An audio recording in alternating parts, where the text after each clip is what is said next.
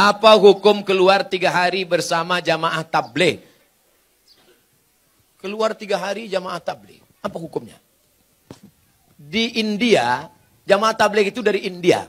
Namanya Maulana Ilyas dan Maulana Zakaria Kandahlawi. Di India nggak bisa tabligh akbar begini. Di India nggak bisa tabligh akbar begini. Kalau tabligh akbar begini, datang Amitabh Bachchan, Sanjay Dutt, Hema Malini, Rani Mukherjee. Hafal juga Pak Ustaz.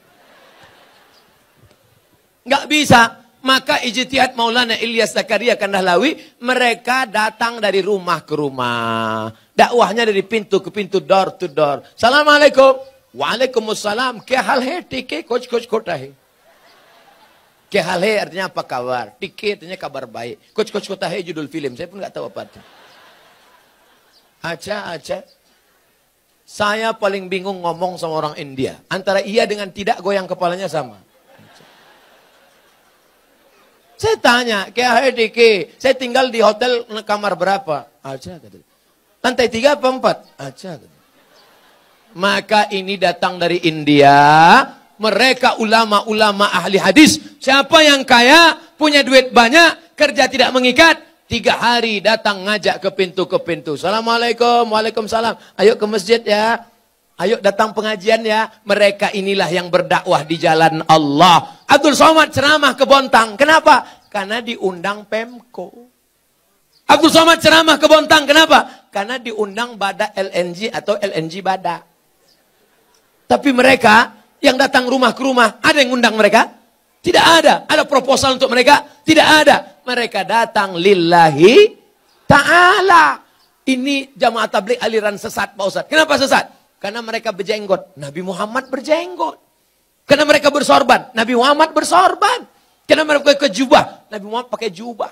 Kenapa Ustaz nggak pakai jubah? Ini orang ramai narik-narik. Kalau sempat saya pakai jubah, tanggal jubahnya. Maka saya pakai celana biar supaya cepat lari nanti. Selesai ceramah langsung masuk mobil pulang.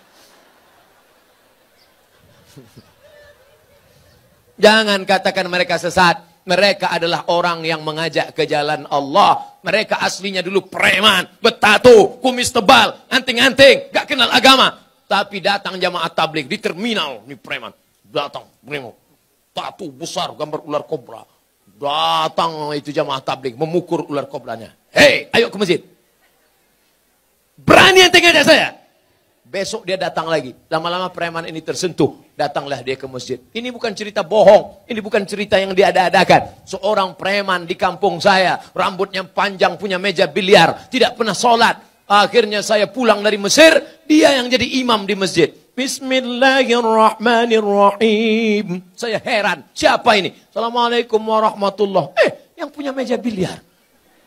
Saya tanya, abang gimana ceritanya taubat? Ustadz nggak pernah menceramahi aku. Aku nggak pernah datang ke masjid. Aku nggak pernah dengar khutbah. Aku nggak pernah nengok tabligh akbar. Tapi ada orang yang datang ke meja biliarku mengajakku. Siapa itu? Inilah dia jamaah tabligh. Berapa banyak orang dapat hidayah karena mereka. Kalau engkau belum sanggup seperti mereka, jangan ejek olok-olok mereka. Ini banyak orang ngejek. Apa itu? Itu jamaah kompor. Apa itu? Itu jamaah KUPJ. Apa itu KUPJ? Kelompok Ustadz Panjang Janggut. Oleh sebab itu maka mereka dakwahnya lembut. Assalamualaikum Pak Haji. Waalaikumsalam. Ayo ke masjid ya Pak Haji. Jangan ajak-ajak saya. Kamu belum lahir, saya sudah haji. Apakah mereka jamaah tabligh berhenti? Mereka besok ajak lagi. Assalamualaikum Pak Haji. Waalaikumsalam. Ayo ke masjid ya Pak Haji. Kan sudah kubilang kemarin. Ini kening sudah sujud 1000 kali di Masjidil Haram.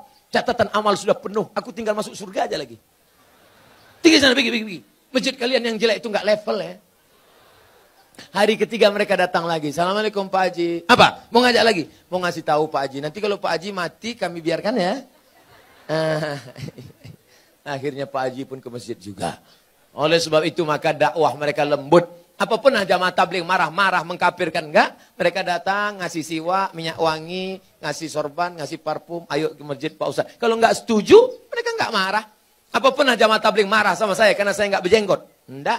Apa pernah mereka mengatakan, yang nggak berjenggot masuk neraka? Jangan kelahi gara-gara jenggot. Jamaah tabligh berjenggot dia. Aku ngeliat ente berjenggot kayak kambing. Yang berjenggot juga marah. Aku kambing, kau nggak berjenggot anjing. Akhirnya berantem anjing sama kambing.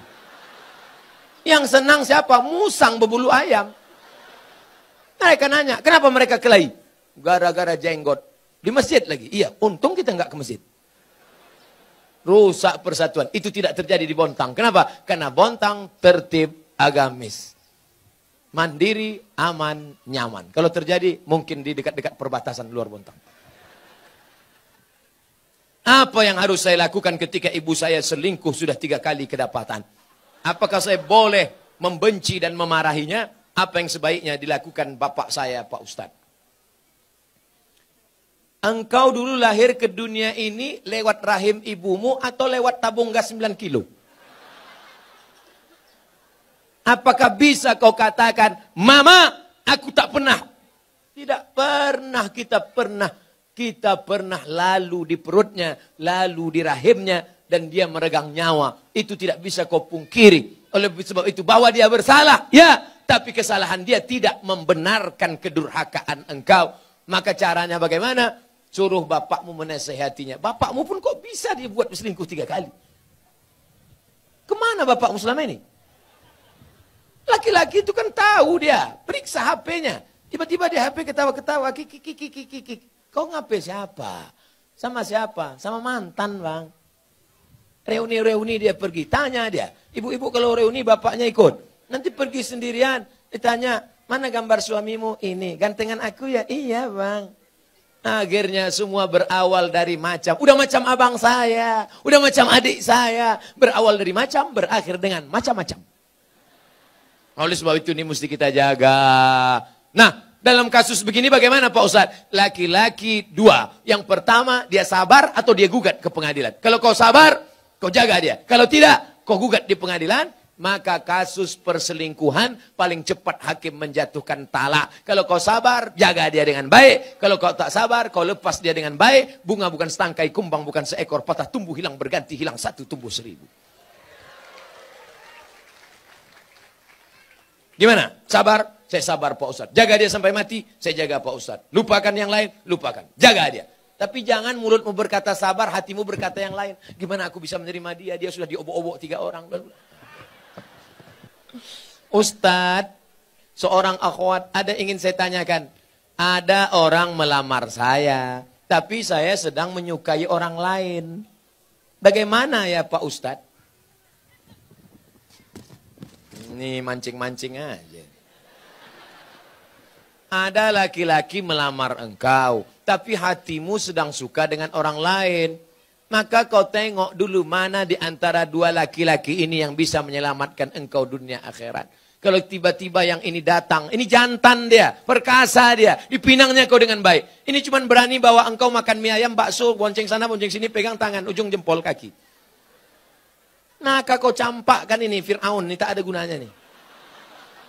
Ini yang Musa yang baik ini. Laki-laki yang baik bukan yang berani membawa engkau di belakang orang tuamu. Laki-laki yang baik adalah yang bertanggung jawab datang. Laki-laki yang perkasa bukan yang datang dengan mobil besar, motor megah yang mewah. Laki-laki yang perkasa adalah laki-laki yang berani berkata, kupinang kau dengan bismillah. Buanglah mantan pada tempatnya. Mudah-mudahan yang tua, yang muda, remaja-remaji semuanya diselamatkan Allah Subhanahu wa taala.